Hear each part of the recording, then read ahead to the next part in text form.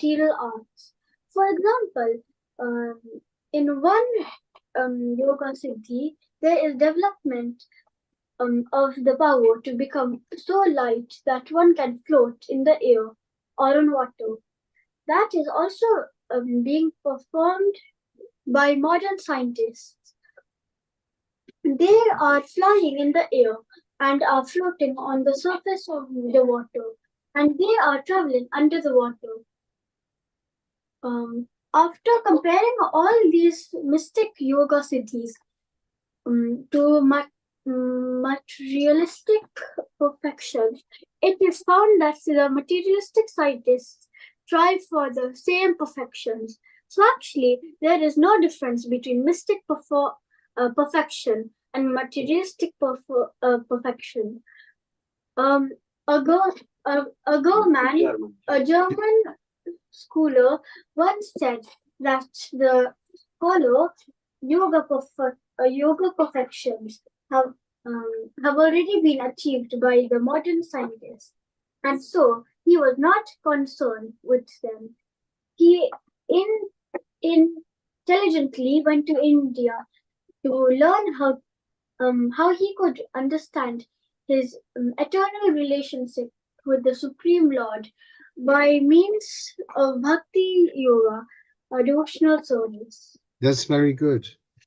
Yes, so this mystic perfection of Bhakti Yoga, how does Krishna say one can understand our relationship with the Supreme Lord? Anyone know the verse from Bhagavad Gita?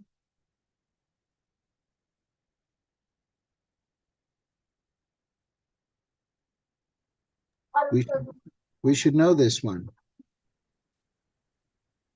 It is Bhaktya Mam Abhijanati. Krishna says, I can be understood as I am only by devotional service. And in the 11th chapter, he also tells Arjuna, only by undivided devotional service can I be known as I am, standing before you, Arjuna. So these are really important things to understand. And so studying Bhagavad Gita, as well as these other literatures like Nectar of Devotion, Srimad Bhagavatam, teachings of Lord Chaitanya, these are very helpful to actually go through them all, because then, as I was explaining to one devotee the other day, when we see the material world, it's like lots of dots all over the place. This is something I've learned here, this is something I've learned there, this is another place I've learned there. But it's only when we actually practice devotional service and try to understand Krishna's messages that it's like joining up all the dots so we get the whole picture. What do you think? Otherwise, it's just lots of dots. But Krishna consciousness makes it all start to make sense. So any comments or questions or thoughts on this, or challenges or doubts?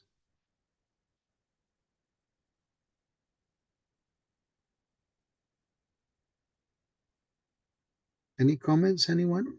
Here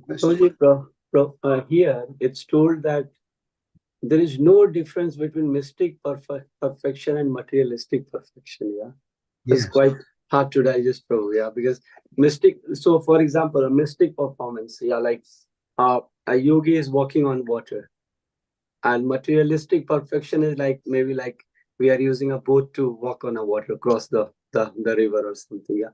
So why it said that there is no difference in it? Because it's simply achieving some material result. It's not a spiritual result. It's simply achieving some material facility.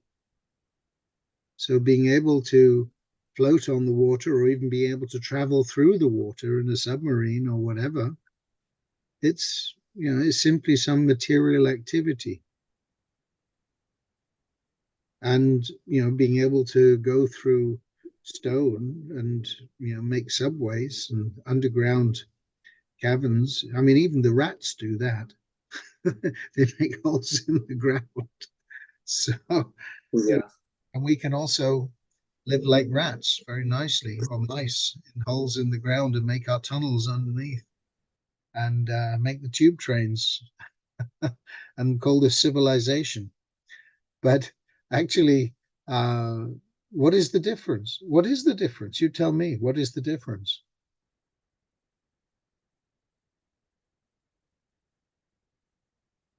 Yeah, it comes under same eating, sleeping, mating, and defending. Yeah, so no difference. Yeah, in that way. Yeah, if we think that way. Yeah, so. And also the effect. I mean, if someone is using some mystic perfection to move along the top of the water, and someone else is using a hovercraft or a set of jet skis to move along the top of the water, why go through all the trouble of qualifying yourself with mystic yoga when you can just buy yourself a jet ski and you can, go across or a speedboat and you can go across the top of the water? You're achieving the same result. In fact, better, because rather than walking across the water, you can go really fast in a motorboat. So why go through all that trouble of performing some incredibly difficult mystic yoga, which is going to be actually very difficult in this age, when you can actually just buy a ticket and go across the water? What is the difficulty? Narayan, you're looking doubtful. What do you think? Hare Krishna. No, Prabhu, I mean, I understood this very nicely. There is no difference because it's still materialistic, right? If you get some mystic power, or so to speak. And I mean, in today's world, scientists are doing so many things. So, as you rightly said, no need to spend 5, 10 years of something to achieve these mystic perfections. And again, mystic perfections at the end of life, we are not going to take that with us, or it's not going to help us after this life. So I mean, this is really powerful and helpful as well, like you stressed, as well as Rupesh Prabhu asked. So that's making sense, right? This is still materialistic platform. And it's also performed for our own sense gratification. So therefore it's materialistic. Materialist means someone who's interested in matter, and a spiritualist is someone who's interested in understanding spirit and living on the spiritual platform, connecting with the Supreme Spirit. So by walking on the water, they may have performed mystic yoga activities for many, many, many years to get that mystic perfection. But what good has it done them? It doesn't bring them any closer to Krishna. It simply means that they've become deviated. After all their so-called yoga performance, they become deviated by trying to enjoy the results of their yoga siddhis. So actually they've lost the plot. And that's the danger of performing mystic yoga and getting all sorts of powerful mystic powers, is that one can become distracted by the facility for having all sorts of superior types of material enjoyment. This is the difficulty. Is that okay? Yes, Prabhu. Thank you. Hare Krishna. Okay. So who'd like to read on the next section then, please?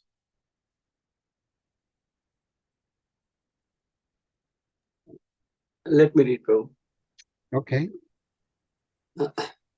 Of course, in the categories of mystic perfection, there are certain processes which the material scientists have not yet been able to develop. For instance, a mystic yogi can enter into the sun planet simply by using the rays of the sunshine. This perfection is called laghima. Similarly, a yogi can touch the moon with his finger. Though the modern astronaut go to the moon with the help of spaceship, they undergo many difficulties. Whereas a person with mystic perfection can extend his hand and touch the moon with his finger. This siddhi is called prapti or acquisition. With this prapti siddhi, The perfect mystic yogi can not only touch the moon planet, but he can extend his hand anywhere and take whatever he likes. He may be sitting thousands of miles away from a certain place. And if he likes, he can take fruit from a garden there. This is Prapti Siddhi. Oh, these are amazing siddhis. Yeah, and this is the thing. People become bewildered by, oh, isn't that wonderful? And you see, like, for example, one person who you probably know I'm going to talk about, who has long frizzy hair, or who had long frizzy hair, and he was able to produce dust in his hand. And so many people were worshipping him as God because he was producing a little dust. Big deal. And if that's the use of all your mystic powers that you've been able to generate and even bring with you from your previous life, then what has been the value of that? Because what happens is you get so many followers who say, oh, yes, he's doing all these mystical things. He must be God. But what about making the planets float in the sky? What about making all the food grow up out of the earth? What about making all the water circulate around the planets? People are generally so foolish, they accept some cheap magic trick as being evidence that a person is God. So this is foolishness. And the whole point of Bhagavad Gita and Srimad Bhagavatam is to help us understand exactly what is God and see Krishna's mystic power, that he can be simultaneously present in everyone's heart at the same time, giving guidance and making all arrangements for all living beings, and knowing past, present, and future, and living inside every atom. Should I go on? If we want to understand what is God, then we won't be cheated by some rascal who is allowing his followers to call him God. We should know very much in crystal clear understanding what is God, and not be cheated by persons who are simply trying to use their so-called mystic powers to mislead people and cheat them and send them to hell. Because in this way they equate these rascals with being Krishna, which is a great offense. You know, if you say you're as good as Krishna, then you're a rascal and you'll be punished by Yamaraj. This is a fact, because you're offending Krishna. So we should know enough about the science of God not to be cheated by some foolish person. And just because a lot of people say, oh yes, he's worshipable, he's God, does that mean we should follow the mass of foolish people? What do you think? Yes, actually I can tell you a story in this regard. Hello youngsters, hi there, nice to see you again. Haribol, shall I tell you a nice story in this regard? Yes, bro. Okay, there was once, Hare Krishna, there was once a gentleman, and he was walking down the road, and he found this man crying and crying and crying his eyes out. And he was crying, and the man asked him, what is the problem, sir? Why are you crying? And he said, oh, Sabul Singh is dead. And the man said, oh, I'm so sorry to hear that. I said, oh, that's terrible news. Oh, I'm sorry. And he started crying also. And so some other people came walking down the road, and they asked this nice gentleman, why are you crying, sir? He said, oh, Sabul Singh is dead. This is so sad. And so they also started crying and crying. And other people met them, and they were also caught up in this whole mood of crying. When they heard out, why are they crying? They got the reply, oh, Sabul Singh is dead. Oh, this is terrible. And eventually this whole thing went on, and it came to the king. And the king said, "Oh, why are you all in so much distress? What is the problem?" And they heard, "Oh, Sarbal Singh is dead." But the king's minister, he was quite an intelligent fellow, and he said, "Find out who Sarbal Singh is or was." And they eventually found the man who had started everyone crying. And the minister asked him, "Sir, please tell us, who is Sarbal Singh?" And the man, he was still crying. He said, "Oh, Sarbal Singh was my donkey."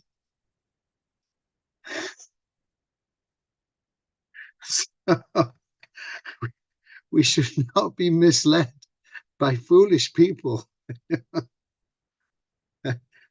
who have become mad by the influence of ignorance. Is that all right? Yes. So you can remember that when everybody else is crying, remember Sarbal Singh. Okay. Very nice story, Prabhu. Thank you so much for sharing it. Yeah. Yeah. That's the story Prabhupada told us. Yeah. We had a good laugh and good lesson as well, Prabhu. Yeah. What's that? We had a good laugh and good lesson both together. Okay. All right. Great.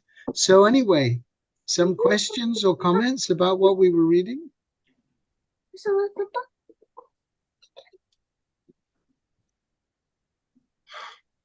Anyone? Any comments or thoughts about this?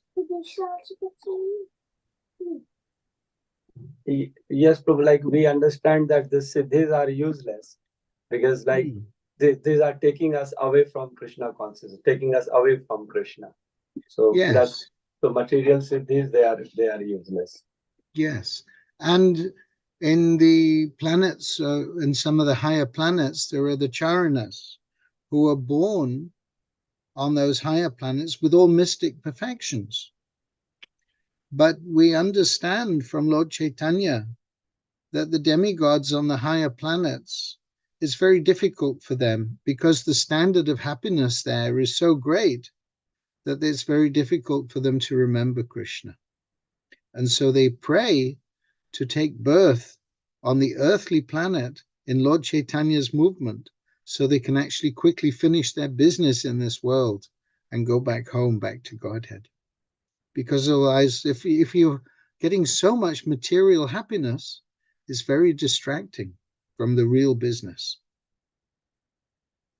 So they're queuing up, Prabhupada said, to take birth in this Hare Krishna movement.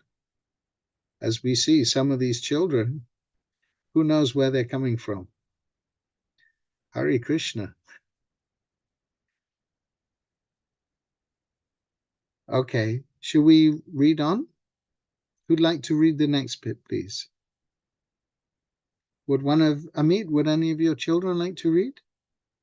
Prabhuji, Gorang is going to read. Oh, Hare Krishna, Sachin and Gorangi. Hari Bol. Good to see you both. Hare Krishna, Prabhuji. Hare Krishna. My humble obeisances to you. Hare Krishna. So who'd like to read this bit? Modern scientists have manufactured nuclear weapons with which they can destroy an insignificant part of this planet.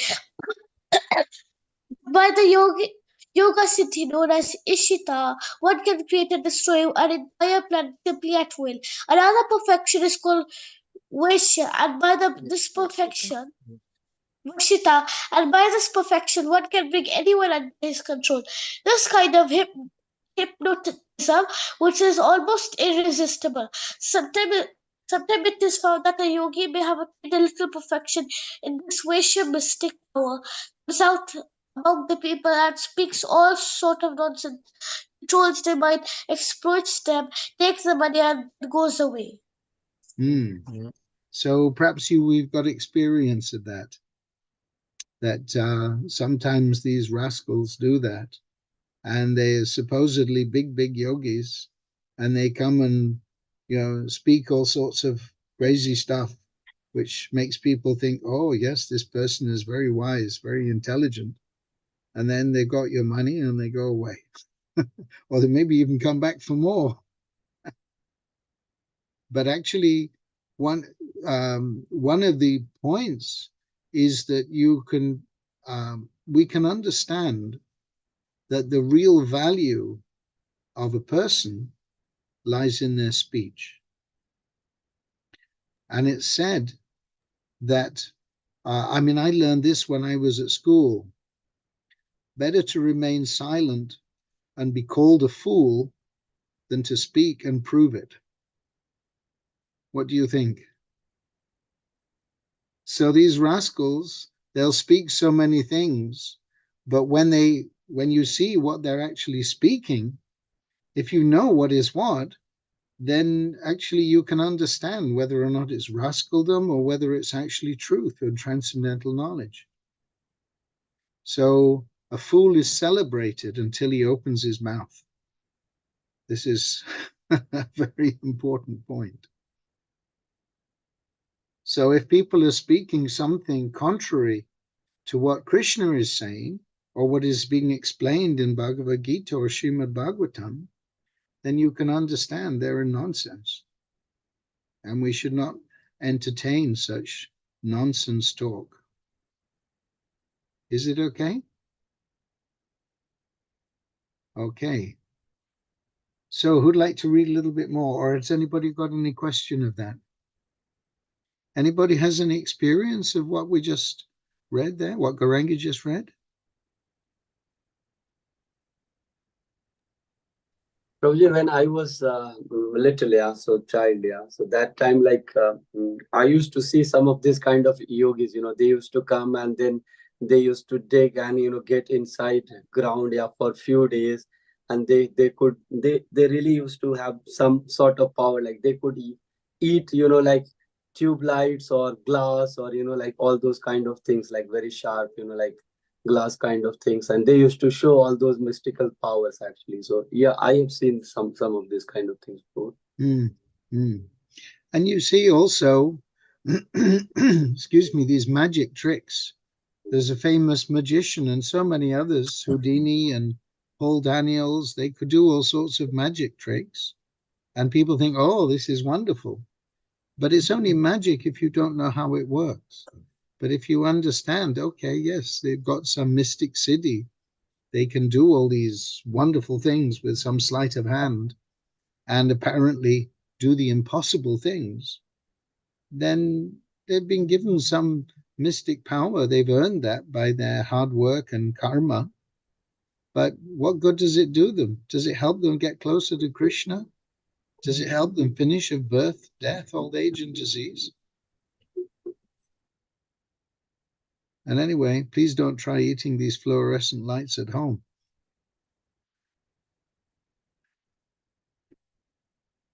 Okay, any other comments or questions or thoughts?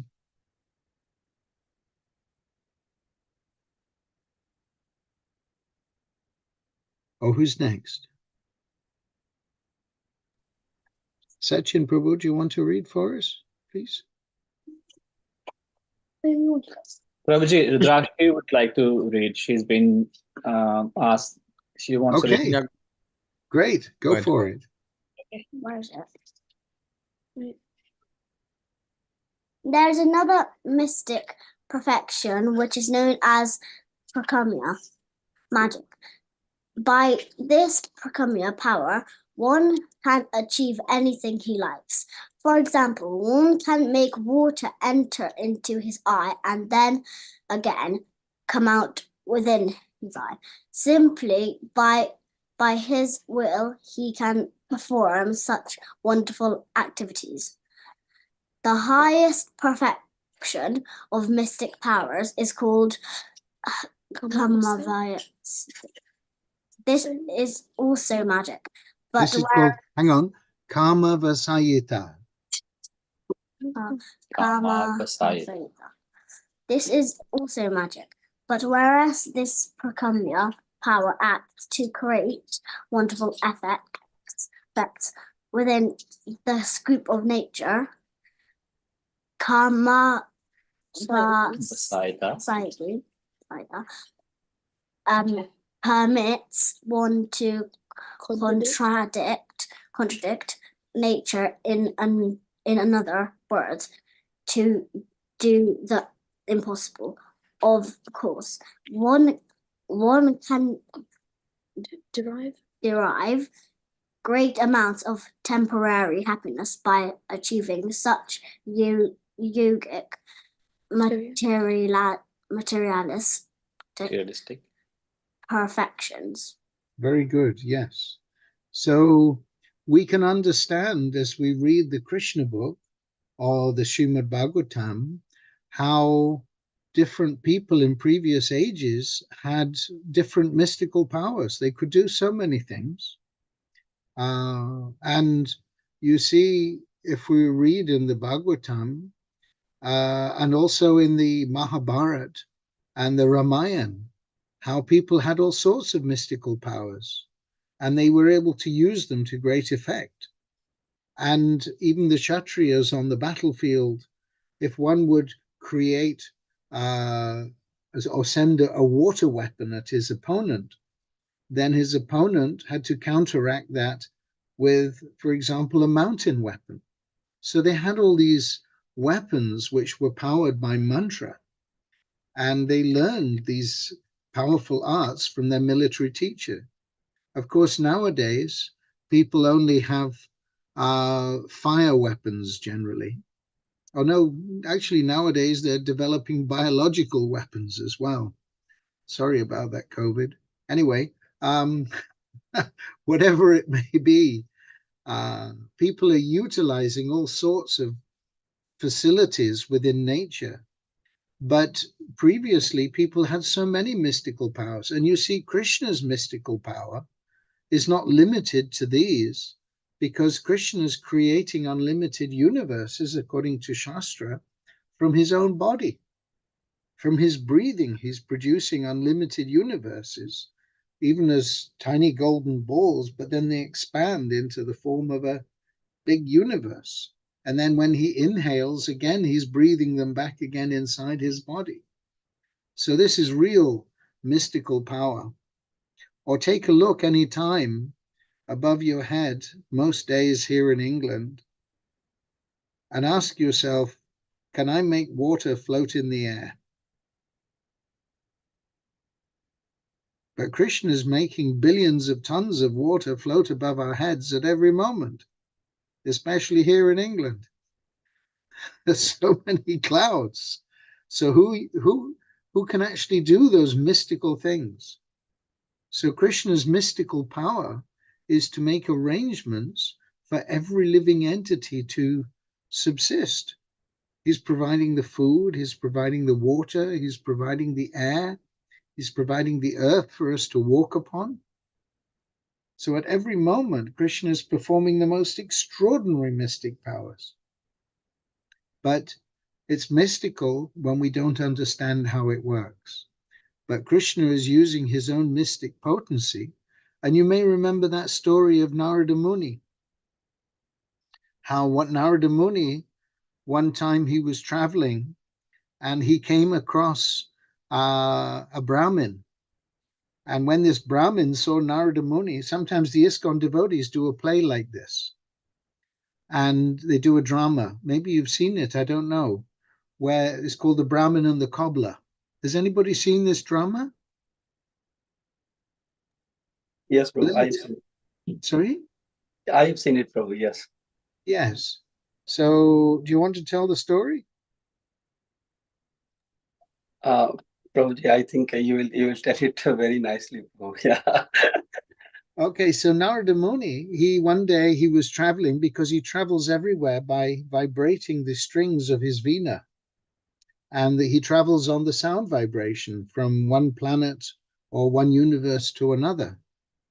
But one day on his travels, he came across a Brahmin, and the Brahmin asked him, I said, oh, who are you? And Narada said, oh, my name is Narada Muni. He said, oh, yes, I've heard of you. Narada Muni said, yes, it's very nice. I go traveling here and there, and I see Lord Narayan, and this is a very great perfection. I'm very happy to be able to do this. So the Brahmin, he was a little inquisitive. He said, oh, well, I'm studying the Vedas and I'm reciting so many mantras and doing so many yajnas. So if you, when you next see Lord Narayan, please ask him if I'm going back to Godhead at the end of this life, if I'm going back to Vaikuntha. So Narada Muni said, yes, certainly I'll ask him. So the Brahmin, who was rather puffed up, he thought, oh, very good. All right, I'll wait to hear your reply. So then Narada Muni, on his travels, he came across one humble cobbler who was repairing shoes.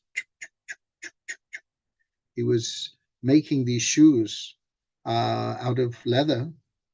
And the Narada Muni, he was traveling, singing the Hare Krishna Maha Mantra.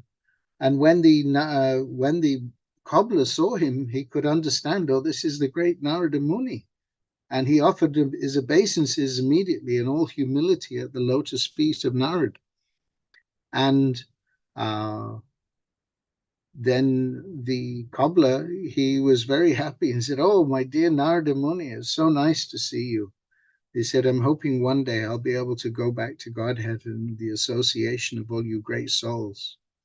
So Narada Muni, he was very happy. He said, all right, I'll ask Narayan and see what he says. So Narada Muni went on his way. Sometime later, he went back and asked, and the cobbler, he found, I think my battery is going to die on my phone. Oh dear. Just try and plug in a bit more power. See if that will help. Narada Muni, he saw the cobbler, and the cobbler said, oh, hey, you've seen Lord Narayan. Please tell me that I'll be going back home, back to Godhead, back to Vaikuntha at the end of this life. And Narada Muni told him, well, actually, Lord Narayan, he said that you'll be able to go back to Godhead after many more millions of births. And the Brahmin, who was shocked, he said, oh, what do you mean? I'm such a great Brahmin. I've been studying all the Vedas. I'm doing all these yajnas and chanting these mantras. So tell me, I think you're an imposter. Tell me, if you've really been to see Lord Narayan, tell me what he was doing. So Narada Muni told him, as Krishna had told him, he said, you can tell the cobbler and the Brahmin that I was threading an elephant through the eye of a needle. And the Brahmin, he thought, what nonsense is this? You know, I think you're an imposter. You haven't been to see Lord Narayan at all. I'm going back to Vaikuntha at the end of this life. So off you go. And so Narada, he went on to go and see the cobbler. And when he came across the cobbler, who was still mending the shoes, Narada Muni, he was very happy. And the cobbler, he said, oh, my dear Narada Muni, it's so nice. You've been to see Lord Narayan. Please tell me what Lord Narayan was doing. And Narada Muni explained, he said, actually, Lord Narayan, he was threading an elephant through the eye of a needle. And the cobbler, he was in ecstasy and he was dancing and very, very happy. He said, oh, this is wonderful. My Lord, he's so powerful. He can do whatever he likes. And Narada asked him, he said, but don't you find it a bit strange that he could do such a thing? And the cobbler said, no, not at all. He's putting giant oak trees inside a small acorn. So what is the difficulty? He can do so many things. He's completely free and unlimited. And it's so wonderful to hear about the activities of Lord Narayan. And Narada Muni told him, he said, actually, my dear sir, Lord Narayan told me to tell you that at the end of this life, you will go back home, back to Godhead. So what is the moral of the story? That actually, if we are simply humble devotees of the Lord and always appreciating the glories of Krishna and trying to actually be simply humble devotees of Krishna, whatever our occupation in life may be, We should be very humble and try to glorify Krishna and appreciate the association of devotees. Then actually our path back home is very straightforward. But if we become puffed up with our so-called pious activities and foolishly doubt the glories of the Supreme Lord, then it will be a very long time before we get the opportunity to go back home, back to Godhead. So is that okay? What do you think? Hare Krishna.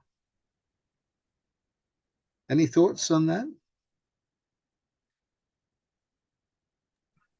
Younger generation, older generation? Yes, Prabhu, Hare Krishna. Yeah, it's again very nice story. And I heard first time, so it's so sort of knowledgeable, and to have the faith on Krishna is what sort of you explained. So yes, thank you so much. Hare Krishna. Okay. And Amit, and you youngsters over there, you got any thoughts about these things at all? Anything you want to share, please? You say it. I think it was a very good story. As Narayan Prabhuji said, I also listened to the story for the first time. Okay. All right, great. So would you like to read some for us now, please, Prabhu? Okay, let's go on with this then. Foolishly, people who are enamored of the glimmer of modern materialistic advancement are thinking that the Krishna consciousness movement is for less intelligent men. I am better off being busy with my material comforts, maintaining a nice apartment, family, and sex life. These people do not know that at any moment they can be kicked out of the material situation.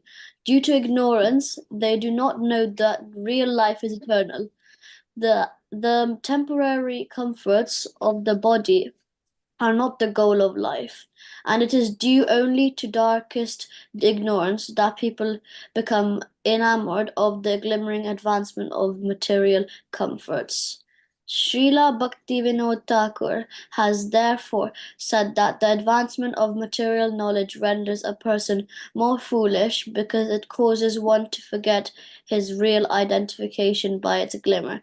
This is doom for him because this human form of life is meant for getting out of the material contamination.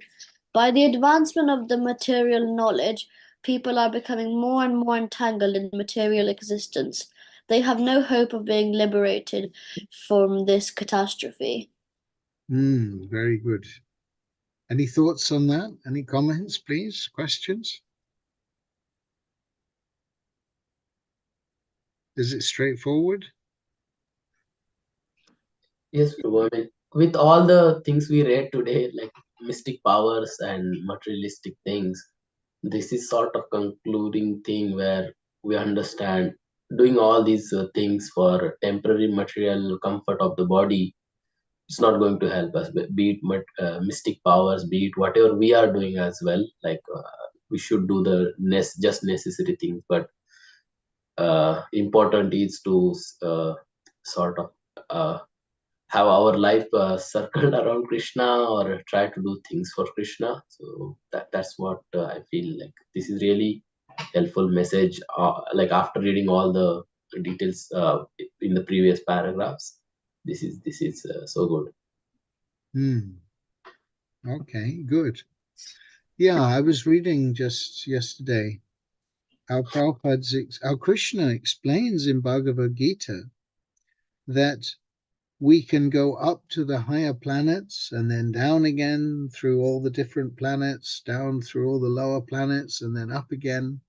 But this is just like a foolish person enjoying life on a merry-go-round.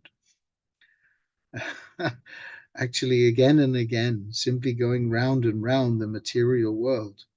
But when we are fortunate enough to have the association of a devotee and can start to understand that we have spiritual life, then we can understand actually this isn't my real business. And my real business is actually self realization and going back home, getting out of this cycle of repeated birth and death, and going back home, back to Krishna. So we have a question here. Amit and Prabhu? Yeah. Hare Krishna, Prabhuji. Yes, just want to elaborate a bit on this advancement in material life and how advancement, because of advancement in material life or in science and technology, is leading to people being moved away from Krishna or from the God, from the objective in life, which is going back to God. I'll give you a little example, of from when I was at a very young age, like 9 or 10 years old. We used to live in village in India, and I used to see the people around that time. They didn't had like the houses that we have in India now, like concrete houses. Back in the days, they used to have like houses made up of mud and clay and not even proper bricks. Some of them used to live in a makeshift houses, and these houses the roofs used to drip down in wet seasons when there's heavy rain. And they used to have like cattle, and they used to be farming community, most of them. And this was I think 35 years ago. And the elderly in those time, many of whom have left their humanly body. Back then, those elderly people, they used to go to temple. They used to perform those religious things very fervently, with great enthusiasm, and they used to be quite connected to the God. But nowadays, when I go back to my those places in India, those houses have been replaced with like proper concrete houses, cement, brick and brack mortar, and all that stuff. They all have television sets at home. They all have some of them had like good cars, and the lifestyle has the material lifestyle has improved because of science and technology. And they don't go to the temples anymore. They don't connect to the God. They're not very spiritual people now. Some of them they are still are, but not as many as they used to be like 30 years ago. So what this Nectar devotion, the last couple of paragraphs that we have read, perfectly depicts the present situation of our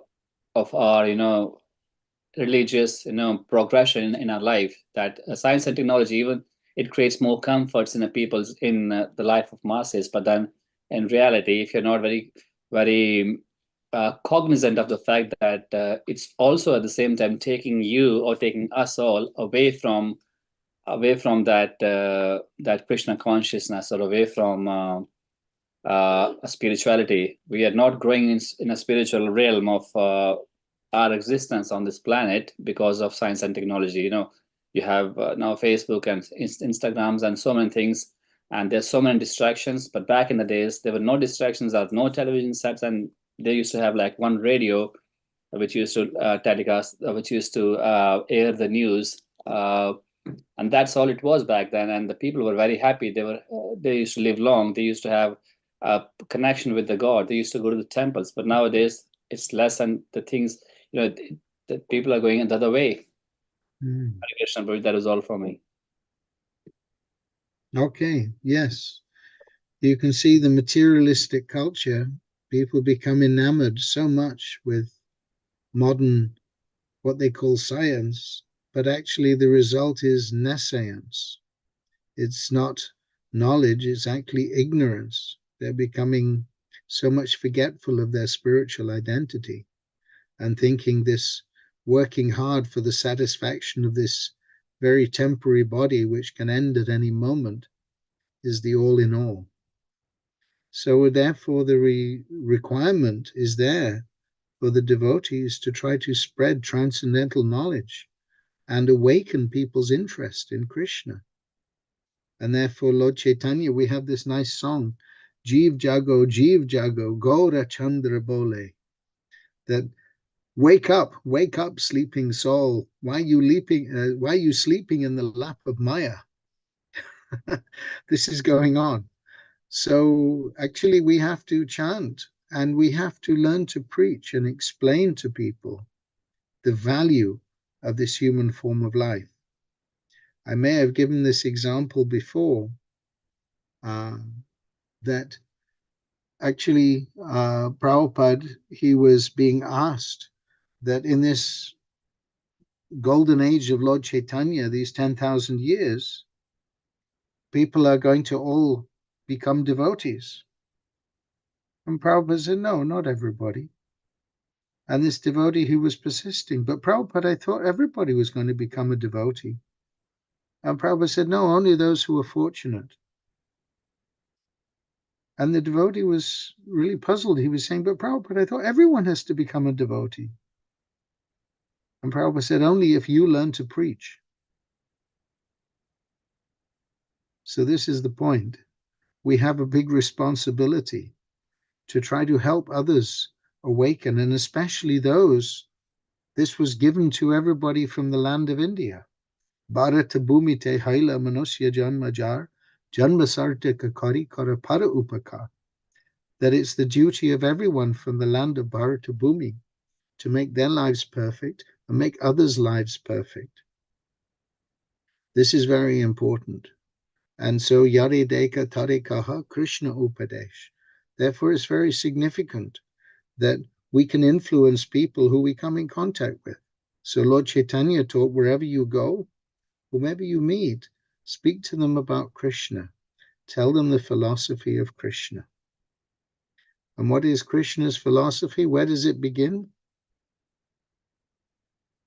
In Bhagavad Gita, where does Krishna begin explaining this philosophy? Who can say? 2.11. 2.11, Prabhu. Okay, what is he saying? He's explaining what? Krishna is telling Arjuna that while speaking the learned words, you are mourning for what is not worthy of grief. Those who are wise lament neither for living nor for the dead. So he's giving knowledge that there is a difference between the body and the knower of the body. He's giving knowledge of the soul, spirit, and matter. People are thinking matter is everything. But what Krishna is explaining is that real knowledge begins. We can take a leaf out of Krishna's book. Real knowledge begins by understanding the difference between the soul and the body. And once that is understood, actually everything starts to change. Because then that opens up the whole world of difference. Well, wait a minute, what do you mean that the soul is different from the body? And that gives you an opportunity to start to explain, because everybody can perceive practically, although this is not being taught, but it's obvious that I'm still the same person, but my body's changed so many times. I've changed my body, but I'm still me. So who are you, sir? This actually is the very basic of understanding, and from there one can build on understanding everything. So we should try to help others see these simple truths and awaken their interest in understanding spiritual life by giving them Krishna consciousness, giving them prasadam, giving them the holy name, getting them to read and understand and discuss these literatures. We should do three things. We should have these books, we should distribute these books, and we should read the books. And we should also, fourth thing, we should discuss these books, because that way it will actually make nice sense. And if we understand something nicely, we'll be able to explain to others. And if we really understand it nicely, as Einstein also put it, he said, you really only understand something properly when you can explain it to your grandmother. How about that? So we can practice with our grandmothers if they're still alive. See if they can understand. But we can practice with anyone and everyone. Try and help people appreciate. And the more we practice trying to help others understand, the easier it becomes. It may be difficult, a little difficult at first, trying to figure out the words, but as we try, Krishna is in our hearts, and he'll help us have the right words to help convince others and explain to them, so they can also start to think about it and take it seriously. Am I rabbiting on too much? Or is it okay? It's making perfect sense, Prabhu. Thank you. Okay, so have we got time for Prashant to read one bit, please? Yes, Prabhu. Yeah. Prabhuji, in the Hari, we have to read from here in the Hari Bhakti Yes, Subodhaya. Prabhu. Yes, Prabhu. In the Hari Bhakti Sudhodaya, it is stated that Prahlad Maharaj, a great devotee of Lord, prayed to Narsimha Dev, the half lion, half man incarnation, as follows: My dear Lord, I repeatedly pray unto your lotus feet that I may simply be stronger in devotional service. I simply pray that my Krishna consciousness may be more strong and steady, because happiness derived, derived out of Krishna consciousness and devotional service is so powerful that with it one can have all the other perfections of religiousness, economic development, sense gratification, and even the attainment of liberation from material existence. Little more, please. Actually, a pure devotee does not aspire after any of these perfections, because the happiness derived from devotional service in Krishna consciousness is so transcendental and so unlimited that no other happiness can be compared with it. It is said that even one drop of happiness in Krishna consciousness stands beyond comparison with the ocean of happiness derived from other activity. Just any person who has developed even a little quantity of pure devotional service can very easily kick out all the other kinds of happiness derived from religiousness, economic development, sense gratification, and liberation. So this is the point. This section is called about real spiritual happiness. That actually transcendental happiness, the satisfaction of devotional service to Krishna, surpasses all other types of happiness. And of course, we can talk about it, but we have to experience it also.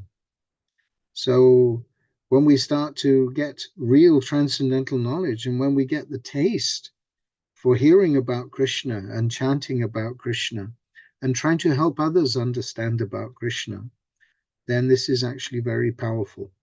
Because as George Harrison put it in the beginning of the Krishna book introduction, he said, the proof of the pudding is in the eating. So this is it. And we have to get the taste.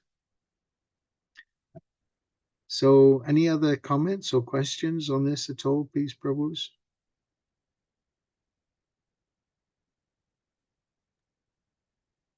Prabhuji, here it is told that happiness and Krishna consciousness activities. So what activities we are talking here? Okay. What are the 9 kinds of activities in Krishna consciousness? Okay. Yeah, Shravanam, Kirtanam, Archanam, Vandanam, Dasyam, Sakhyam, and self-surrender, Padasevanam. Don't forget Smaranam. Smaranam, yes. Hearing about Krishna, speaking or chanting about Krishna, remembering Krishna, praying to Krishna, serving his lotus feet, worshipping Krishna, befriending Krishna, surrendering everything to Krishna, like that. Shravana Kirtana Smarana Vandana Pada Sevano Dasyare Pujana Saki Jana Atmani Vedana Govinda Dasa Bilasare. So, sorry. Yeah, those are the 9 kinds of activities, basically, in Krishna consciousness. Yeah. Okay. So just hearing about Krishna, discussing about Krishna, remembering Krishna. This is the basis of all our other activities. These three things. Yes. So Prabhuji, Smaranam Vishnu. Yeah. Yeah. So these activities, like I have realized, like I'm talking about personally myself, yeah, that I've realized that in Shravan, like I get so much like pleasure or enjoyment in Shravanam, yeah. So Shravanam, Kirtanam, or like cooking anything for Krishna or serving him. But while chanting Prabhu, I don't know why, but like while chanting, I don't get that much joy. I mean, I finish my rounds, yeah, or sometimes I do extra round as well. But that much joy and happiness, like that, we get in like doing other like activities for Krishna. A comparison in comparison to that, I don't get that much, Prabhu. So why is that, Prabhu? Like, what I should do? This is explained in the Srimad Bhagavatam. That actually the difficulty is, and Lord Chaitanya, he praised this in the Shikshastakam prayers. He says, "Oh my Lord, your holy name alone can render all benediction to the living beings. And thus you have hundreds and millions of names like Krishna and Govinda. In these transcendental names, you've invested all your transcendental potencies. And there are not even hard and fast rules for chanting these names. But unfortunate as I am, I have no attraction for them." So we can understand if we're not experiencing transcendental bliss when we're chanting the holy names of Krishna, there is one very good reason. And that is that there must be some offenses that we're committing when we're chanting the holy name. And therefore it's very important, as we'll read later on in this Nectar of Devotion, what are the 10 offenses in chanting the holy names of Krishna. So if one knows what the offenses are and understands them properly, then one can start to learn to avoid these offenses, to clear out the offenses when we're chanting, and experience and actually relish transcendental bliss from this chanting of Hare Krishna. So it's described in the Bhagavatam that part which doesn't, if that person, when he's chanting the holy name, he doesn't experience transcendental bliss and ecstasy, then the heart is steel framed. There's like a steel frame around the heart, and the bliss is not able to penetrate the heart. So this process of melting our steel framed heart is actually the process of, because there are 3 stages in chanting the holy name. The first stage is what? The offensive stage. And the second stage is the clearing stage, clearing all these offenses from our chanting. And the third stage is the pure stage, where automatically we experience transcendental ecstasy by chanting Krishna's names. And Rupa Goswami, he is given this very nice understanding that he says, when I chant the holy name, let me see if I can find this nice verse where Rupa Goswami explains this. It's such a nice verse. I think you'll like this. Tande Tandavani.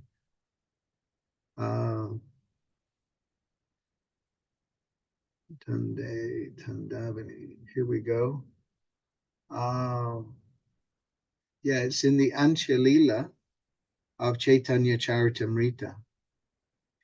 He says, Tande Tandavani Ritam Vitanute Tandavali Labdhaye Karma Kroda Kadambini Gatayate Karna Budebhya Spriham Cheta Prangana Sangini Viljayate Sarvendriyanam Kritim Nojane Janita Kayadbhir Amritai Krishneti Varnadvai. So what is the meaning of this verse? It's from the Vidagdha Madhava. And this is how Srila Rupa Goswami describes this. the very wonderful verse. He says, I do not know how much nectar the two syllables Krishna have produced. When the holy name of Krishna is chanted, it appears to dance within the mouth. We then desire many, many mouths. When that name enters the holes of the ears, we desire many millions of ears. And when the holy name dances in the courtyard of the heart, it conquers the activities of the mind, and therefore all the senses become inert. Hare Krishna. This is about real chanting of the holy name, the pure chanting of the holy name. So when we're chanting, we know what is the meaning. Who can say what is the meaning of the Hare Krishna Maha Mantra?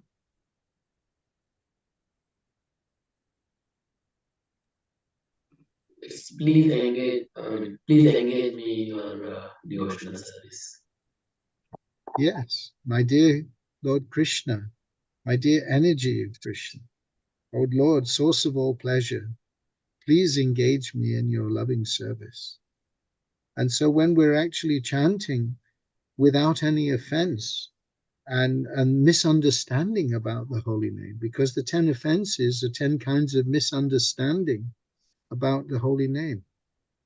And when we clear all those offenses from our heart, then we can chant like Srila Rupa Goswami, desiring many millions of mouths that we can actually chant, and many millions of ears so we can hear the nectar of the holy name. And when we chant, we can then experience that the Lord, the holy name, dances within the courtyard of the heart. And so all the senses become inert. This is very nice discussion. So therefore we need to hear and chant and try to understand very nicely.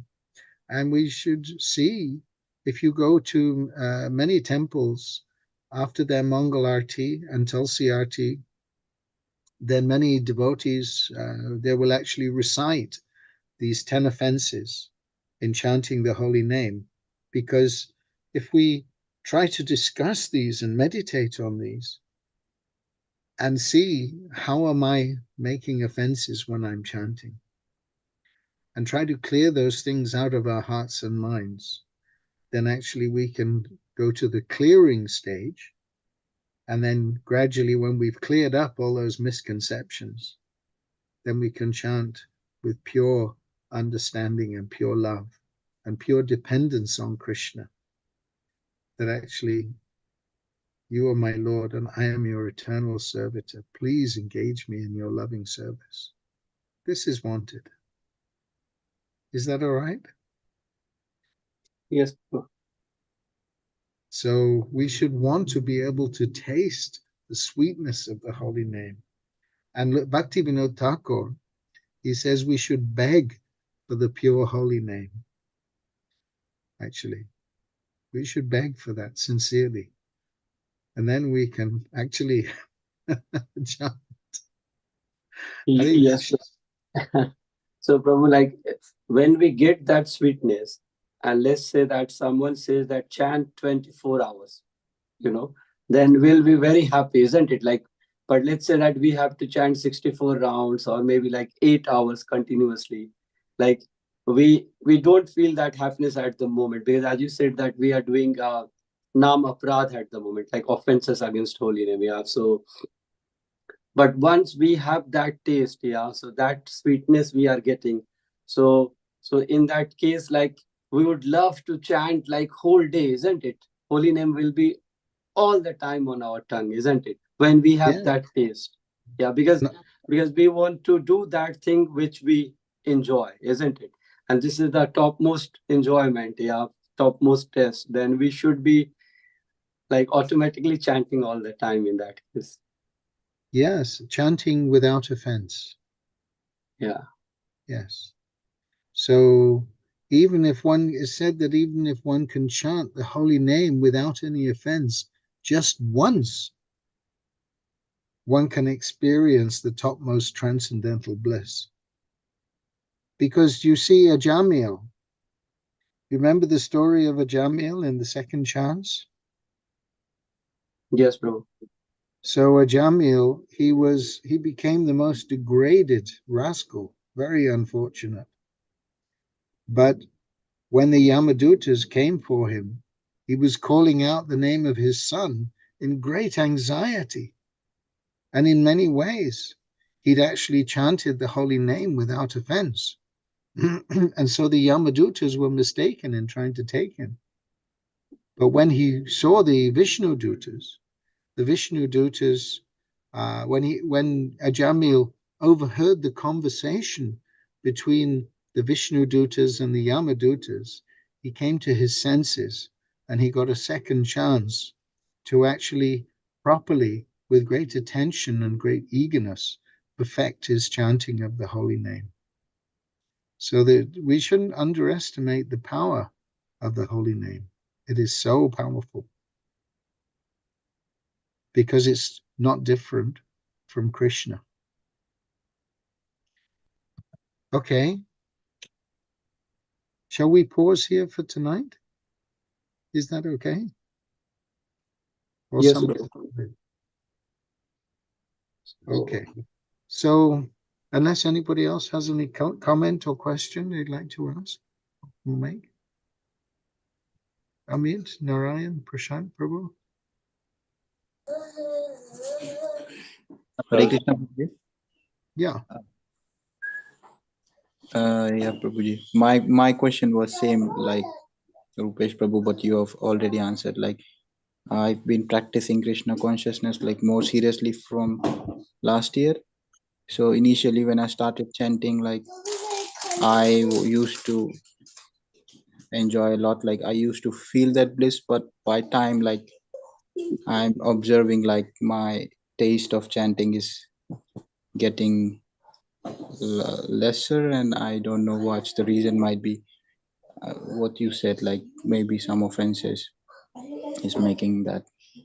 Uh, yeah, Prabhuji. So, but initially when I started in first 4, 5, 6 months, I was like really blissful when I used to chant. But I'm observing slowly it is like I'm getting less taste. I don't know, Prabhuji, but maybe the reason is like you what you explained to me to us is that. Then we should start to examine. If you have a copy of the Nectar of Devotion or you can access it online, search for the 10 offenses. And then you can read in there, what are these 10 offenses, and start to meditate on them and think, reflect on them. Is there any misconception I have about Krishna when I'm chanting his holy name? And if we have, then let's try to clear it up and clear up any misunderstanding so that we can chant with proper faith and love. This is wanted. This is the process of Krishna consciousness, gradually clearing up all our misunderstandings and our misconceptions and our misplaced affections. Actually, is that okay? Yes, Prabhuji. Yes. Yes. Thank you very much. Thank you. Thank Prabhu, you. Prabhuji. Yeah. Prabhuji, when I see the 10 offenses, then I feel like I don't do all this actually. These are like, I feel like these are like, I've gone through this many times, Prabhu, actually. Yeah. So, but I feel like I never do this. Like these are very basics. Yeah. I will never do that. Yeah. These offenses. I feel like that. So sometimes Krishna, he wants us to try harder in our chanting and try to approach him with all humility. And another set of understanding are the verses that Lord Chaitanya gave us in his Shikshastakam prayers. Because actually, he's teaching us, he's Krishna himself teaching us how to develop the proper mood for approaching him in these Shikshastakam prayers. So these are described as these supremely valuable prayers. So the Shikshastakam prayers are also really, really important to try to meditate upon and contemplate. These are very, very valuable, and to actually try to absorb the mood that Lord Chaitanya is teaching us. It's just like when a teacher takes a child's hand because he sees the child isn't doing very well. He takes the child's hand and gets him to write A, B, C. It's not that the teacher is learning these things, but he's actually trying to help the student do better. And so these verses that Lord Chaitanya has given us, the Shikshastakam verses, are really, really important and valuable. So I would humbly recommend trying to read and recite and become excited by letting these verses actually enter our hearts. And this can be very, very valuable experience. And if we get a little taste, just like Dhruva Maharaj, Dhruva Maharaj, he first of all had a little taste. Actually, no, it was Narada Muni. Narada Muni, when he practiced the teachings that the Bhaktivedantas had taught him, he actually experienced getting darshan of the Supreme Lord when he was chanting. And then he became very, very ecstatic. And then all of a sudden, the Lord disappeared. And he said, "My dear Narada, I regret that you will not be able to see me again in this life. But this is just to increase your transcendental desire and love for me." So sometimes if we've had a little bit of a taste, we should want so much to get that taste back, to be able to taste the nectar of bliss of Krishna's holy names. That is just like what Krishna is doing with the damsels of Braja. He's disappearing and leaving them to cry, actually. Because when they were crying for Krishna, their intensity of love increased. So I think that is the whole business, to develop the intensity of our love for Krishna. Is that all right? We have to really, really, really want Krishna above anything and everything else. And then Krishna is ready. And when the gopis were singing those songs of separation from Krishna, Krishna was watching and enjoying. Oh, they're becoming very advanced. So Krishna, he understands our psychology. And he tries to act in such a way that as we want to approach him, he tries to make it so that our eagerness will grow more and more so he can drag us closer to him. Like that. So he's very good. He's trying to help us. And if we get the idea that actually Krishna is trying to help us, my dear Krishna, just like Queen Kunti, she's praying. How does Queen Kunti pray? She said that these calamities happen again and again, because by these calamities, we see your lotus feet.